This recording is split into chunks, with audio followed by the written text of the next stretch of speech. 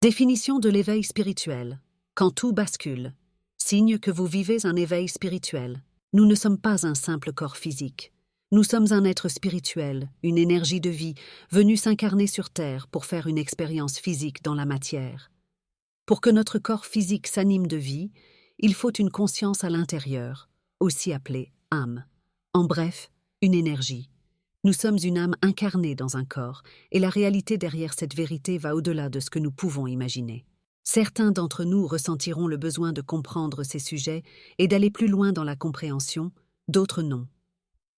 Ne soyez pas surpris si vous vous intéressez à cela, et que d'autres personnes dans votre famille ou dans votre entourage ne semblent pas vouloir en savoir davantage.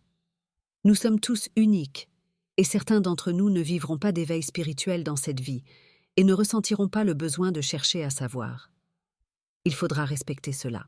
Certains rejetteront même complètement l'idée que les choses ne soient pas comme ce qu'ils voient ou considèrent comme vrai. Nous avons tous un chemin différent à poursuivre. S'éveiller signifie s'ouvrir à, voir les choses sous un nouveau jour, ouvrir les yeux sur une autre réalité. Lorsque nous passons par un éveil spirituel, cela signifie que nous nous éveillons littéralement à la nature de la vie et à notre nature spirituelle. Nous prenons conscience de quelque chose de nouveau. Nous pouvons alors remettre en question toute notre compréhension de la réalité et du monde, que nous pensions fonctionner d'une certaine façon. Vous avez vécu votre vie de manière normale jusqu'à présent, pensant que nous étions un corps, avec un cerveau et un esprit avec des pensées, sans comprendre davantage comment cela fonctionne, que vous aviez un travail normal et des sujets de conversation qui entrent dans la norme. Dans ce cas, vous êtes en train de découvrir qu'il y a davantage derrière ce que nous montrent nos yeux, et c'est un peu comme si vous tombiez des nues. Chaque expérience étant différente, certains d'entre vous auront déjà ressenti qu'en effet, il existe des choses plus subtiles derrière la réalité physique, une force ou quelque chose que l'on ne peut pas nommer. D'autres personnes ne se seront jamais posé la question. L'éveil peut provoquer une grande dépression, une nuit noire de l'âme, et une remise en question complète de la vie et de l'identité. Lorsque notre âme s'éveille, nous n'avons plus le choix que de suivre le mouvement qui se propose à nous. Nous commençons à nous poser plein des questions. Nous commençons à remettre en question ce que nous voyons, à penser de manière moins cartésienne et à ressentir tout au fond de nous qu'il existe en effet autre chose derrière tout ce que nous percevons. Nous avons besoin de réponses. Les raisons de l'éveil spirituel. Lorsque notre âme s'éveille, nous réalisons que ce que nous vivons, les expériences et situations, ne nous arrivent pas par hasard finalement. Nous commençons à remettre en question le principe même du hasard, et si ce qui nous arrive avait un sens, nous remettons en question nos habitudes, nos anciennes croyances et nos conditionnements. Et nous commençons petit à petit à voir qu'il y a beaucoup plus à la vie que ce que nous avions appris jusqu'à présent. Les réveils spirituels sont le résultat naturel de l'évolution, de l'expansion et de la maturation de notre âme. Dans la vie, tout est soumis à un cycle de croissance, de mort et de renaissance, et c'est un principe naturel qui s'applique également aux humains. Par conséquent, notre connexion avec notre âme grandit aussi. Alors pourquoi notre âme s'éveille-t-elle ? Notre âme peut s'éveiller pour plusieurs raisons. Parce qu'elle est prête et qu'elle attend cela depuis toujours. Parce que vous êtes enfin prêt à l'écouter. Vous avez fait le tour des choses dans votre vie et vous vous êtes rendu compte que quelque chose cloche sans savoir ce que c'est, ni pourquoi. Vous allez dans la mauvaise direction et elle veut vous faire ouvrir les yeux. Votre mission d'incarnation, prise de poste, approche et elle veut reprendre sa place pour accomplir la mission qu'elle est venue réaliser ici, nous reconnecter à notre essence, à l'amour, la paix, la bienveillance, la sérénité, le pardon, l'amour inconditionnel. Plus vous vous connectez à votre âme, que ce soit involontairement ou intentionnellement, plus vous expérimentez la transformation. Plus vous incarnez votre âme dans votre corps physique, en opposition à l'ego, plus vous goûtez à la joie, à la paix, à l'épanouissement, à la liberté et à l'amour véritable et durable. Bien que le processus d'éveil spirituel puisse sembler douloureux et difficile au début, il vous aide finalement à vivre une vie plus significative. La sensation que votre vie n'a plus de sens est le résultat direct de toutes vos anciennes croyances, désirs et paradigmes, soudain remis en question et souvent réfuté complètement. C'est très difficile, mais c'est pourtant une phase nécessaire à votre expansion. 2. Signes et symptômes de l'éveil spirituel. 1. Vous avez l'impression que votre vie est fausse, voire un mensonge. Tout ce que vous avez cru et construit semble être faux. Votre vie ne semble pas être la vôtre, voire vous semble être un mensonge. Vous vous rendez compte qu'une grande partie de ce que vous avez appris est un mensonge. Vous commencez à voir combien de croyances, de sentiments et de valeurs ne sont pas les vôtres, mais ceux des autres ou hérités de votre culture. Vous ne vous sentez plus vous-même. Presque tout ce que vous aimiez autrefois ne vous apporte plus de sens ou de satisfaction. 2. Vous avez soif de sens et de but. Vous désirez profondément trouver le sens de votre vie. Vous n'avez aucune idée de votre but, mais vous voulez désespérément le trouver.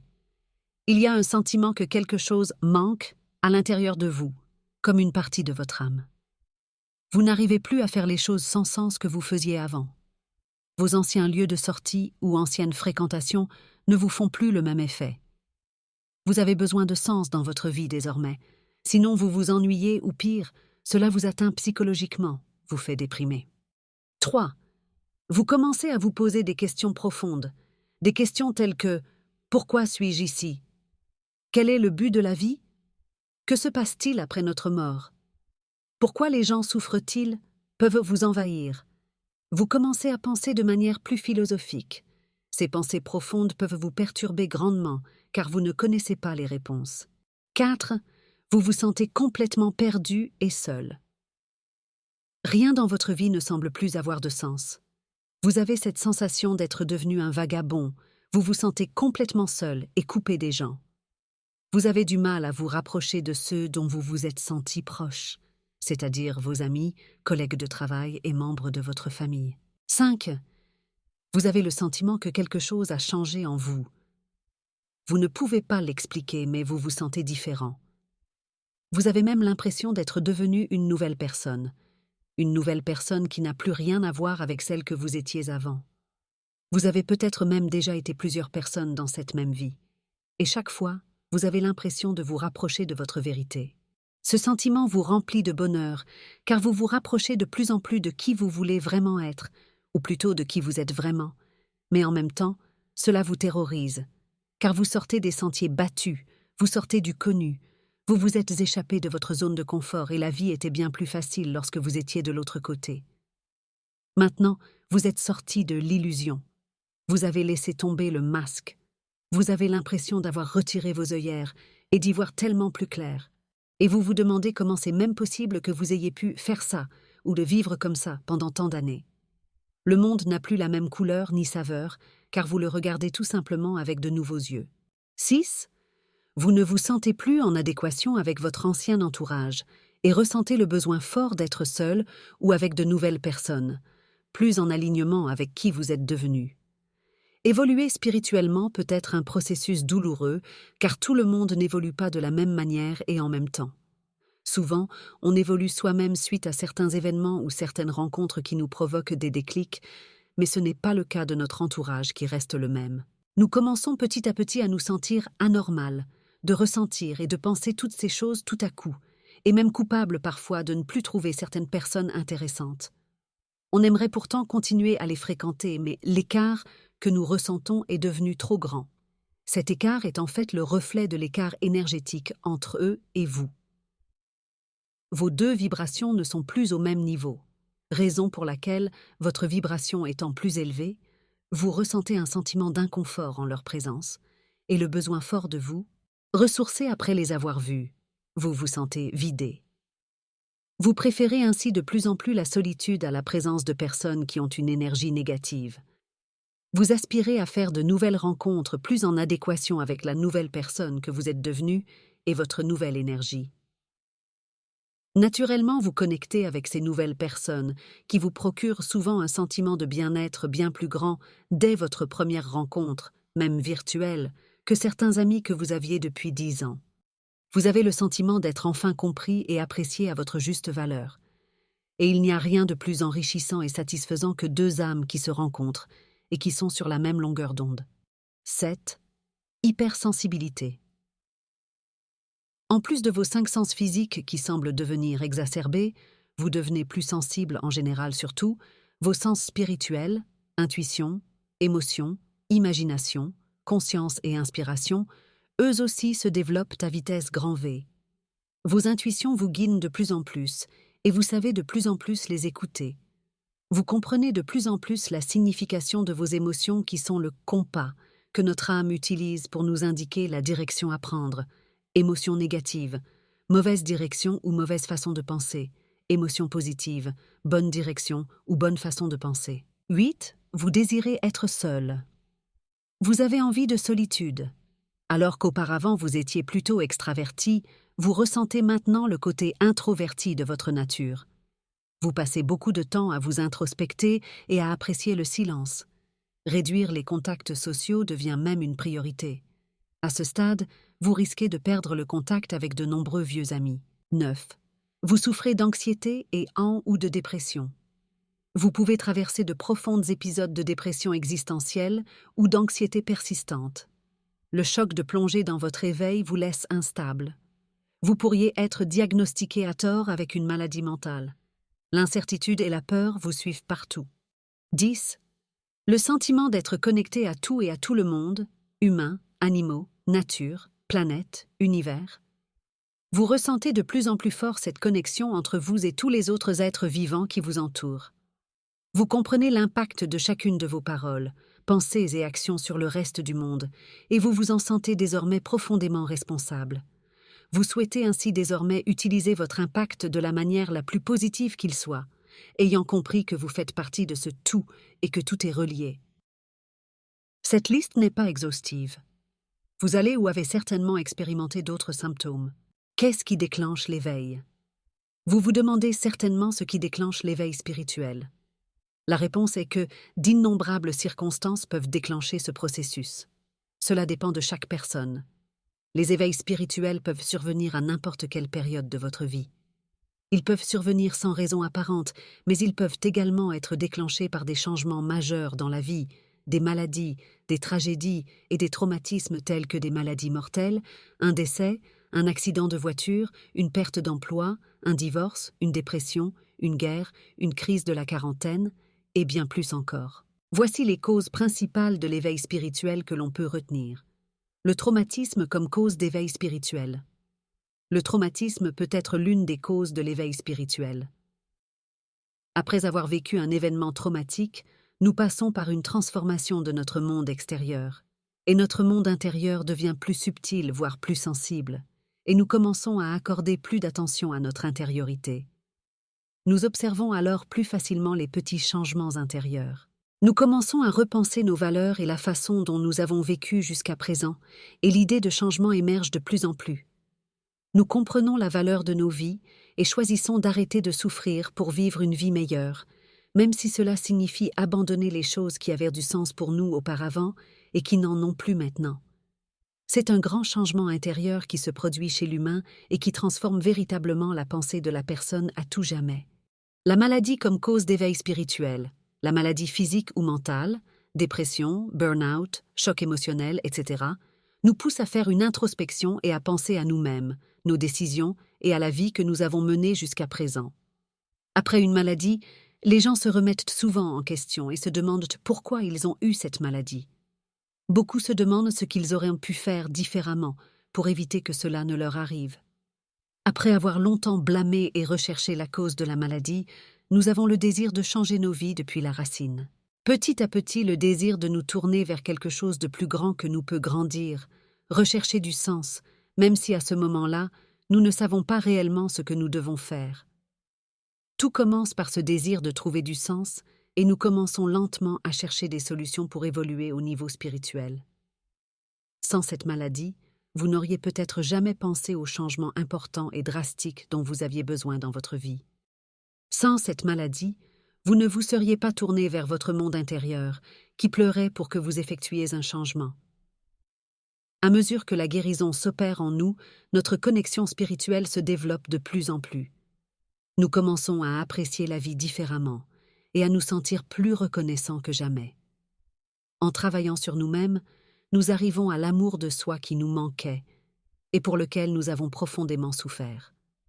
Nous arrivons à ressentir notre amour pour nous-mêmes et nous reconnecter à nous-mêmes. L'information comme cause d'éveil spirituel. Si vous aimez lire, la cause de votre éveil spirituel peut être due aux livres que vous lisez. Cela peut se produire à travers certaines informations qui résonnent en vous.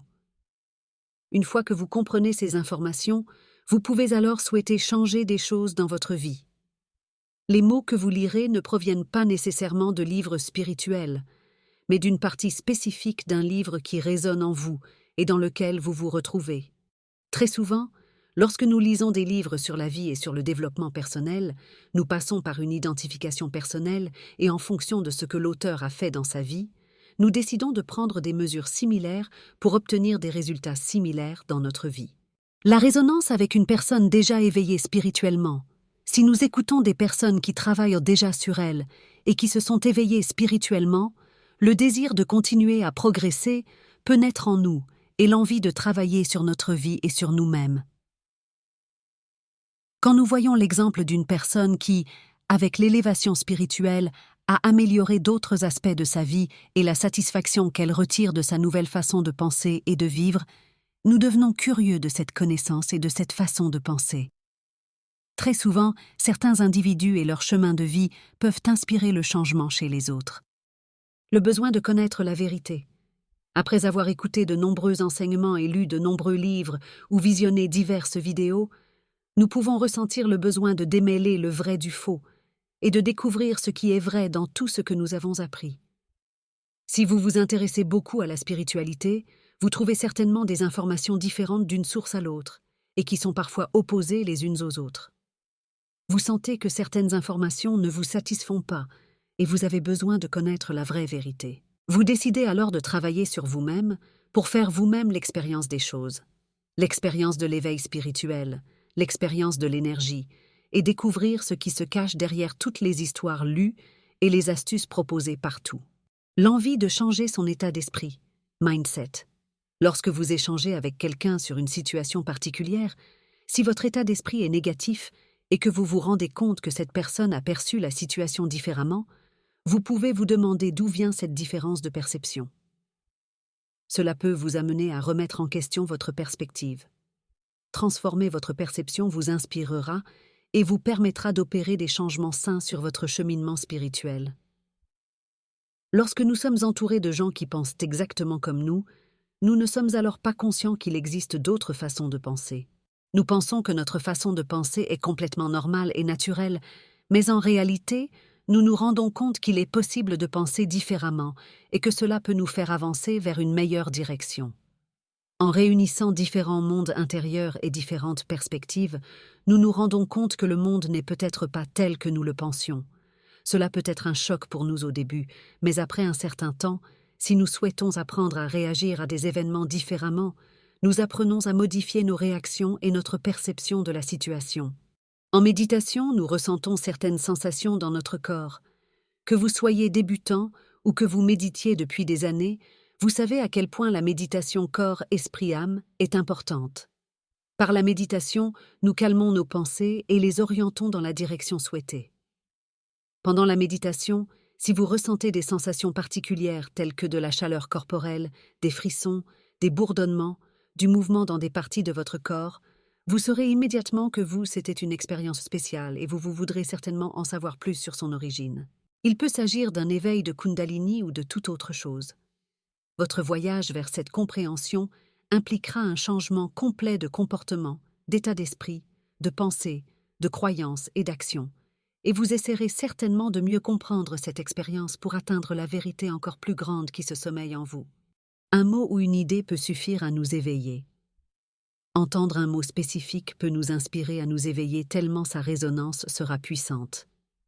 Il pourra nous venir une nouvelle idée, avec la certitude qu'il est temps de changer quelque chose. Un mot, une phrase, peuvent nous orienter dans la bonne direction et nous parviendrons lorsque nous serons prêts à les entendre. Vous avez peut-être déjà entendu ceci auparavant. Au moment où vous êtes prêt à accepter une idée, un concept comme vrai, c'est alors que vous en ferez l'expérience dans votre réalité. Et cela vous inspirera à changer. Il existe de nombreuses causes d'éveil spirituel, les origines citées ci-dessus étant les plus communes. Chaque personne étant différente, chacun vivra les événements à sa manière. La seule chose que nous pouvons faire est de rester ouverts et de discuter de nos expériences sans les juger. Pourquoi l'éveil est-il aussi douloureux? Selon chaque personne, l'intensité de la souffrance intérieure variera. L'éveil est douloureux car toute notre perception du monde s'effondre. La crise d'identité vécue lors de l'éveil spirituel et surtout lors de la réelle intégration des fréquences supérieures et du réel travail de démantèlement de notre ego négatif est intense et souvent douloureux. C'est la raison pour laquelle nombreux sont ceux qui, dès le début de ces symptômes d'éveil, recherchent un soulagement et s'engouffrent facilement dans d'autres formes d'illusions ou systèmes de croyances. Les différentes croyances New Age et formes d'endormissement de la conscience ou illusions New Age sont en tête de liste, récupérant tous ceux qui recherchent cette forme de soulagement face à la difficulté d'intégration de tout ce qu'ils viennent de découvrir ou de réaliser. L'éveil spirituel est aussi douloureux parce que nous vivons une mort alors que nous sommes encore en vie. C'est la manière la plus juste de décrire ce sentiment. L'histoire à laquelle nous adhérons depuis tout petit concernant nos origines, notre famille, notre personnalité, nos croyances, le fonctionnement de notre société, s'effondre petit à mesure que nous avançons dans notre éveil. Pour le besoin de la compréhension qui va suivre, je vais faire la distinction entre deux types d'éveil, l'éveil spontané et l'éveil progressif. Pour les éveils spontanés, nous passons par une perte complète de nos repères, un effondrement de nos certitudes, de nos croyances, un effondrement de notre identité, un sentiment de trahison peut-être même, des questions sans réponse, l'intime conviction qu'en effet tout cela est vrai, le brouillard total quant à la suite des événements, des lectures qui n'en finissent pas de nous faire nous poser des questions. Pour les éveils progressifs, des parties de la vérité sont réintégrées progressivement, à mesure des années, et cela peut sembler moins douloureux. Encore une fois, cela dépend de l'expérience de chacun. Il est difficile de faire des généralités. Pourtant, une chose reste commune à ces deux types d'éveil, le besoin de l'âme de savoir qui elle est au-delà de son corps physique, et ce qu'elle est venue faire sur Terre, c'est-à-dire son intention d'incarnation, sa mission de vie. Il s'agit de la fameuse recherche de sens, dont on entend beaucoup parler et que l'on ressent au plus profond de soi. Qui suis-je? Quelle est la raison de tout cela? Au début de notre éveil, nous n'avons aucune idée de l'ampleur de la vérité que nous allons découvrir, et des changements et remises en question qui vont nous pousser à tout déconstruire à l'intérieur de nous pour mieux reconstruire ensuite. Rassurez-vous, tout se reconstruit. Au bout d'un moment, on voit le bout du tunnel. Cette phase de déconstruction est aussi appelée la nuit noire de l'âme, dont je vous parlerai plus après. En d'autres termes, comme une personne en convalescence, nous devons passer par une phase de rééducation. La rééducation de notre être dans son entièreté, afin de récupérer les parts de vérité qui manquent au puzzle de notre vie. C'est pour cela que c'est douloureux. Lorsque nous montons dans le train de l'éveil, il n'y a aucun moyen de l'arrêter. Si vous êtes une âme comme moi qui valorise la vérité et la justice, vous chercherez à en savoir davantage, quitte à ce que la vérité vous dérange et vous détruise. Pour mieux vous reconstruire, j'insiste sur cela. Pour mieux, à la question que l'on m'a posée un jour sur « quand est-ce que cela va se terminer ?», je ne peux pas prédire quand cet inconfort que vous ressentez se terminera. Je peux simplement vous partager mon expérience et les outils et prises de conscience qui m'ont aidé sur mon chemin. En ce qui me concerne, le chemin d'exploration de ma conscience que j'ai entamé ne fait que commencer et me fascine tous les jours davantage. L'inconfort et la dépression auront duré 2 ans, nuit noire de l'âme, et je me suis investi corps et âme pour comprendre la vérité de qui je suis, transformer mes perceptions et reprogrammer mes comportements. Chers abonnés, prochainement nous parlerons de la nuit noire de l'âme et comment elle se manifeste dans nos vies. Merci à tous pour votre attention, merci à vous qui commentez. N'oubliez pas de laisser un like avant de partir. N'oubliez pas de vous abonner si ce n'est pas déjà fait. Excellente semaine à tous. Angélique.